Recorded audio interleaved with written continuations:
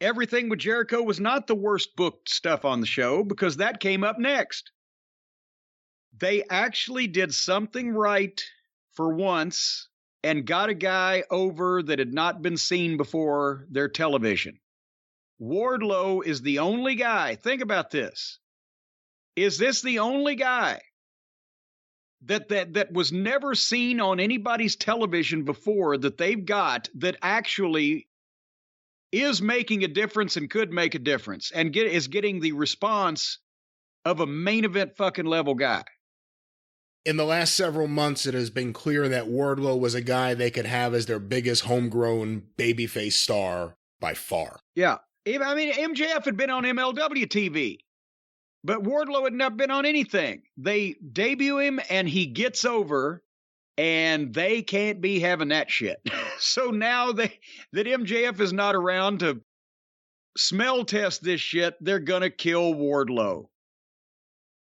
A fake People's Court video complete with the music, a fake setup for Wardlow against 20 nameless goofs that's supposedly ordered by a court case brought by a fake lawyer that's not in any way convincing.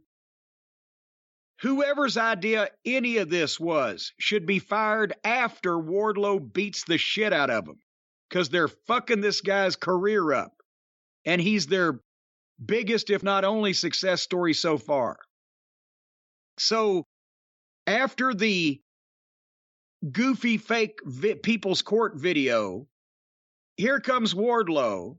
There's 20 guys wearing security t-shirts around the ring. And if he wins, then they can't sue him or whatever the stipulation is. What the fuck was this? It wasn't quick enough to be funny and quick and haha, okay, it's over with. At the same time, it wasn't funny because it wasn't funny. It was phony. At the same time, it exposed Wardlow as being just another guy that does stupid shit that he's told to do rather than the beast that he's been presented as. They didn't know, not only did the announcers didn't even know how this match was working. Did you hear that? When he knocked the first bunch off the apron, the girl ring announcers, oh, so-and-so's been eliminated. And then he would fight some more and stack them up and pin some, and they would be called as eliminated, but somebody was thrown over the top rope. Did that mean they were eliminated? What the fuck was going on here? It was fake, contrived shit. People were less into it the longer it went. And by the end of it, it went on so long, it was so stupid and so uninteresting that by the time it was over with, he was power bombing people and the fans weren't even popping on the power bombs anymore. The only time they would pop is when he power bombed a guy on top of a bunch of other guys and people popped because it was, oh shit, that really hurt. And also you're forgetting that Wardlow seemingly was getting tired. So now we're watching Wardlow get blown up as this continues endlessly, and he doesn't look so good when he's blown up. No, he doesn't at all. So somehow they managed to give the people so much Wardlow powerbombing people that the people got tired of seeing Wardlow powerbombing people. It was embarrassing. And then he went to kill Mark Sterling, but Dan Lambert interrupts from the balcony after he's won this thing by pinning in groups or throwing people over the top in groups or whatever. He grabs Mark Sterling, he's going to kill him. Lambert interrupts from the balcony on the PA system. Okay, so I've got my hands on the one guy that's been making my life a living hell. I'm holding on to him. I can drop him on his head. But another guy that I don't like 200 feet away is on the PA system. I must instantly stop what I'm doing.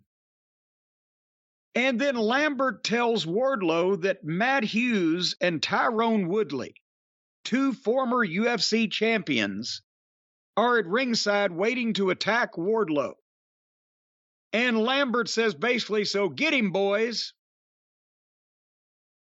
What what is Matt Hughes' physical condition? It was the first time I've seen Matt Hughes in many years, too, and that's the first thing I thought, what the hell is going on there? And then I read somewhere, I don't mean to laugh, but he was hit by a train. Oh, my God. At some point, he parked his car on a train track. It may have been a suicide attempt, and a train hit him, and that's why he is the way he is, which makes you question why he was used in this manner. Yes. To walk up steps and go in the ring and move around the way he was. And it also makes you question why that his friend there, Tyrone Woodley, gets up on the apron and leaps over the top rope like he's got steel springs in his legs. Did it better than 90% of the fucking wrestlers. And Matt Hughes can't hardly get through the ropes or stand up straight or have the use of his right arm. And these are the guys that Lambert has said, yes, they are former UFC champions, but that would have been like fucking making fun of goddamn Muhammad Ali, saying, well, he's good when he had the Parkinson's. It's Muhammad Ali. He's going to come kick your ass. No. But we didn't have to worry about that because then Wardlow takes the microphone and, of course, says words that Wardlow, I'm sure, uses every day. Hey, you two guys look like some hardworking Midwesterners. What? They tried to make Wardlow a man of the people. You're just like me, hardworking Midwesterners. Are you going to let some rich asshole millionaire up there tell you what to do? Like Wardlow's going to become a man of the people here all of a sudden. Mr. Wardlow goes to Washington. I think he actually says, I think that we're cut from the same cloth. Does Wardlow look like he's going to use any of these words or phrases? No, this was Roman Reigns saying suffering succotash on SmackDown. Yeah. So Hughes and Woodley throw Sterling to Wardlow, who powerbombs Sterling, and then Wardlow's trying to be nice and they're raising his hand, he's raising their arm. Poor fucking Matt Hughes has only got one arm he can raise. This was an abomination, a crime against nature. It should be covered under the Anti-Bestiality Act. Poor Wardlow. It's nice knowing him. Closing thoughts on the 20-man fiasco.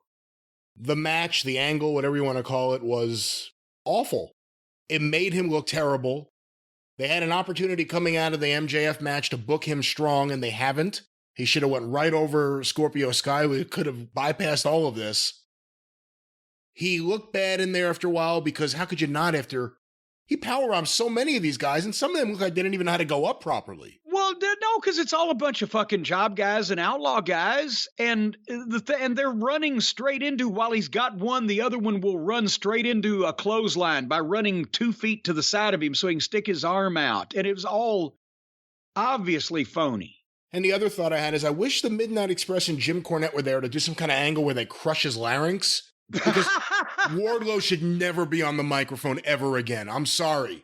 He looks like a badass. He doesn't sound like a badass. And whatever words they're telling him to say don't sound natural. Are they telling him to say that because he doesn't know naturally what to say?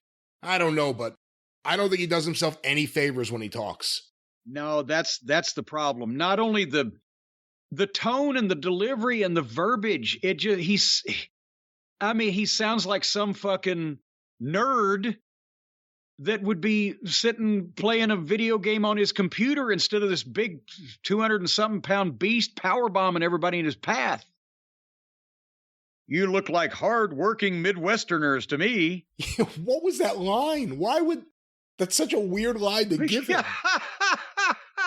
Say there, fellow Midwesterner. Yes, hey there, fellow hard-working Midwesterners. We're cut from the same cloth. Some idiot that's never been out in public thinks that would make him a babyface to the people out there who are hardworking Midwesterners. That's an AEW crowd. I don't know if they identify themselves as Midwesterners or hardworking.